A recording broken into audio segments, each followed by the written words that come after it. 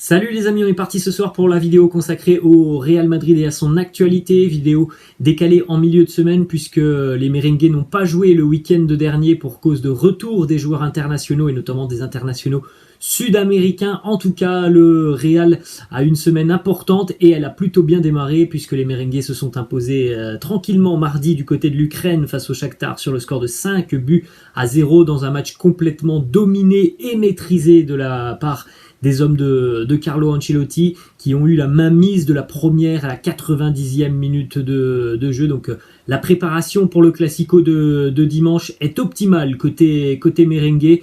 On a repris confiance, on a retrouvé aussi l'efficacité qui manquait justement avant cette trêve internationale avec 2 défaites consécutives juste avant la trêve internationale pour les merengues.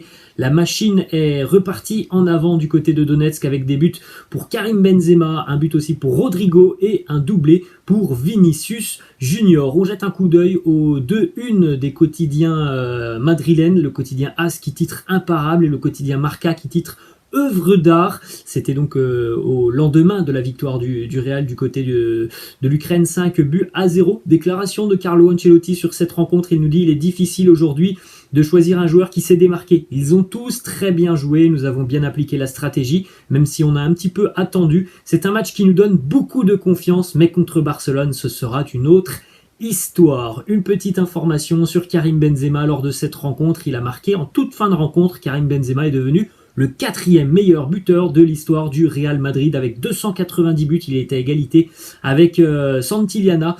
Devant Karim Benzema, on retrouve toujours Alfredo Di Stefano qui n'est plus très loin. Karim Benzema n'est plus qu'à 18 buts d'Alfredo Di Stefano. On a aussi Raoul qui n'est pas non plus très loin avec ses 323 buts. En revanche, pour la première place, là ça sera beaucoup plus compliqué. Cristiano Ronaldo et ses 450 buts. En ce qui concerne donc le but de Karim Benzema en toute fin de rencontre, et bien ce but marqué par Karim Benzema était le 999e but du Real Madrid en Ligue des Champions, évidemment dans toute l'histoire du club. Donc le prochain but marqué par les merengues en Champions League sera donc le 1000e pour le Real, qui est évidemment l'équipe qui a le plus marqué dans l'histoire de la Champions League. 999 buts. La deuxième équipe est le Bayern avec 759 réalisations.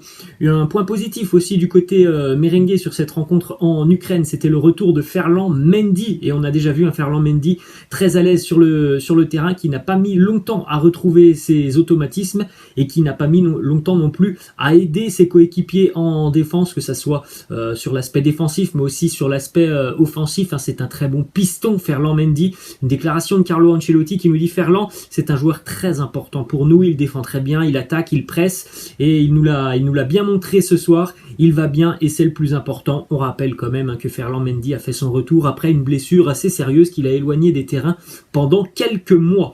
Autre point positif aussi sur cette rencontre, il y a vraiment eu que de très bonnes choses du côté du Real. Carlo Ancelotti qui nous parle de Rodrigo et nous dit: j'ai beaucoup aimé le travail défensif qu'il a effectué. S'il débutera contre Barcelone, je ne sais pas, mais en tout cas s'il continue de jouer comme ça, il sera très difficile de le faire sortir du 11 de départ. Un travail défensif remarquable pour l'ailier brésilien. Et puis la petite récompense aussi pour lui avec ce but. Donc on a vraiment un Rodrigo et un Vinicius qui sont en train sincèrement cette année de passer un palier.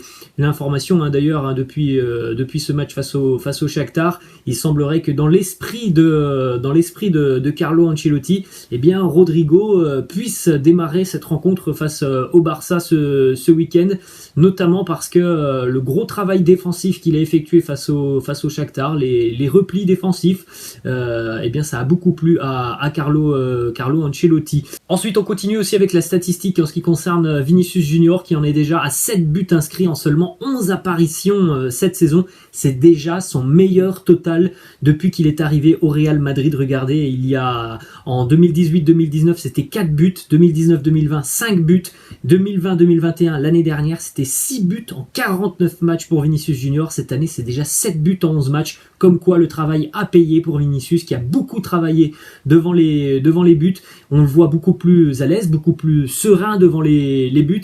Et puis même dans son jeu, il permet vraiment à l'attaque merengue d'exploser, puisque c'est un joueur très explosif. Et regardez ses projections de balles, vous voyez sur ce petit graphique, avec ses projections vers l'avant, tous ces points jaunes, où on le voit, il est capable tout simplement d'éliminer des défenseurs, d'aller très rapidement se projeter vers l'avant, aller chercher des zones qui sont assez dangereuses. Évidemment, ça c'est un profil très intéressant du côté du Real, cette progression de Vinicius que l'on voit depuis quelques mois. Une petite déclat de Vinicius qui nous dit: Carlo Ancelotti me demande toujours de marquer plus de buts et d'être concentré dans le jeu. Parfois, quand je ne réussis pas, il crie depuis le banc: je vais te sortir, afin que je reste concentré et que je marque plus de buts. Autre déclaration, Vinicius qui nous dit: je dois encore travailler, je n'ai que 21 ans et j'ai le temps de progresser, de devenir un grand joueur. C'est normal que je me loupe parfois, mais je vais réessayer et ça viendra.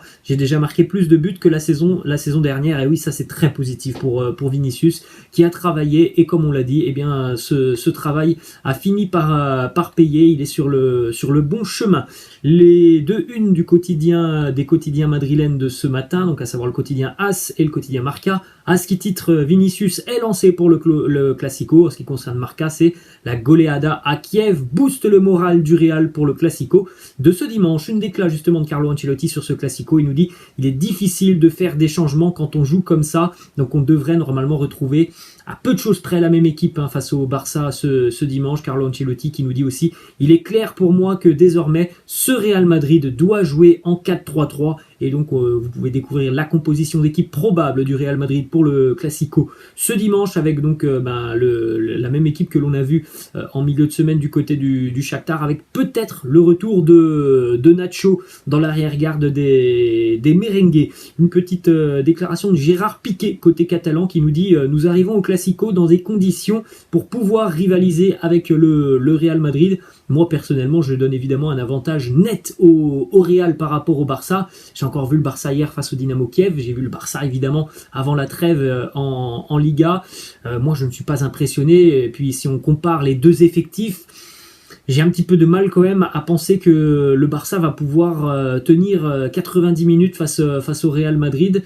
Si on compare les deux 11, il y a quand même, je trouve, beaucoup plus de lacunes du côté catalan, et il y a beaucoup plus de certitude côté merengue. Petite information sur les blessures du côté du Real. Eden Hazard a passé plus de 2 heures en milieu de semaine avec les préparateurs physiques dans le but d'être prêt pour ce dimanche. En ce qui concerne Dani Carvajal, on l'a vu quitter Valdebebas là aussi en milieu de semaine, en étant très optimiste, en faisant un petit signe du pouce aux journalistes qui étaient présents, avec aussi cette petite déclaration: j'espère être dans le groupe ce dimanche. Eden Hazard s'est d'ailleurs entraîné ce matin avec le groupe merengue. Petite déclat aussi de Carlo Ancelotti justement sur ce retour de Eden Hazard. Ça c'était il y a 3-4 jours. Carlo Ancelotti qui nous disait: je pense qu'Eden peut revenir face au Barça ou alors face à Osasuna. Ensuite, on a une déclaration de Carlo Ancelotti sur le trio du milieu de terrain Modric, Casemiro et Kroos. Il nous dit: ils ont tout gagné et ils veulent gagner de plus en plus. Ils ont encore faim. Je ne peux que les apprécier et les applaudir.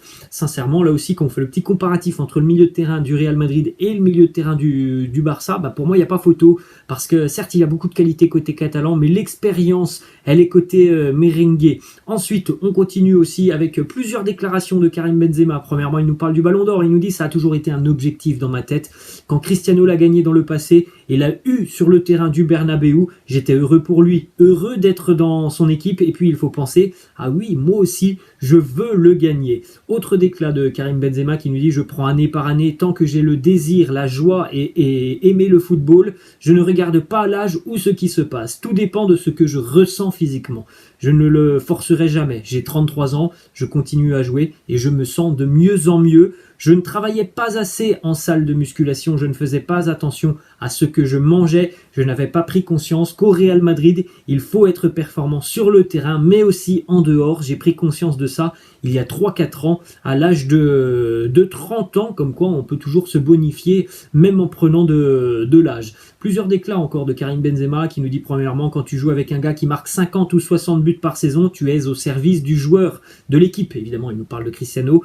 Il nous dit: j'ai dû m'adapter, j'ai eu une très bonne connexion avec Cristiano. Une fois parti, c'était à moi de montrer que je pouvais aussi faire la différence et on va pas se mentir, il a plutôt réussi à endosser ce nouveau rôle. Ensuite, autre déclat, il nous dit: ce que j'aime aujourd'hui, c'est qu'on regarde mes statistiques, mais aussi ce que je fais sur le terrain, sur les passes, sur le mouvement, sur les actions, sur les contrôles, sur les courses. C'est ce que j'aime le plus. La cohérence, elle est importante. Je suis toujours présent. Et oui, on le sait tous, Karim Benzema est un numéro 9, mais il est beaucoup plus qu'un numéro 9. Il a une telle importance dans le jeu de son équipe. Ce n'est pas qu'un pur numéro 9 qui n'est là que pour finir des occasions. Très très loin de ça, Karim Benzema qui participe grandement et activement au jeu de son équipe. Ensuite, on va continuer aussi avec cette petite déclaration de Karim Benzema sur son avenir. Ça, c'est un petit élément important. Il nous dit: j'aime les États-Unis, le football, il va de mieux en mieux, mais est-ce que je vous dis que je signerai là-bas? En ce moment, je suis à Madrid. Une petite déclaration avec un sourire au coin des lèvres pour Karim Benzema. Donc on verra ça dans peut-être quelques années. Karim Benzema, visiblement, qui apprécierait le fait de rejoindre les États-Unis. Et on va terminer aussi avec cette info qui concerne Karim Benzema. On sait qu'il a prolongé son contrat il y a un petit peu plus d'un mois maintenant. Eh bien, le conseil d'administration du Real a souhaité prolonger le contrat de Karim Benzema jusqu'en juin 2023 avant de débuter la nouvelle saison pour lui montrer à quel point il est important du côté de Madrid. Donc on ne peut pas non plus exclure que d'ici à un an, Karim Benzema prolonge aussi son contrat avec le Real Madrid. Voilà les amis, la fin de ce petit épisode. J'espère que ça vous a plu. N'hésitez pas comme d'habitude à lâcher un petit pouce bleu. Je vous laisse et je vous dis à demain. Ciao.